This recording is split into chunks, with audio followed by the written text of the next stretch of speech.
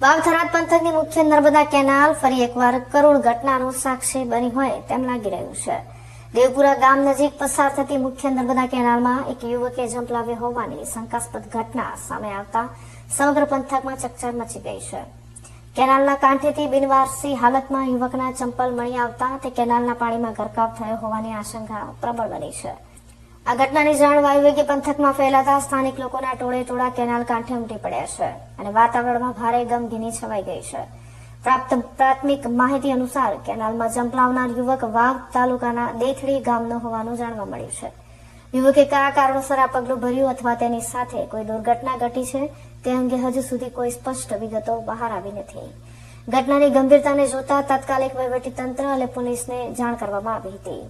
હાલમાં સ્થાનિક તરવૈયાઓ અને તંત્રની ટીમ દ્વારા કેનાલના ઊંડા પાણીમાં યુવકની શોધખોળ માટે સઘન રેસ્ક્યુ ઓપરેશન હાથ ધરવામાં આવ્યું છે.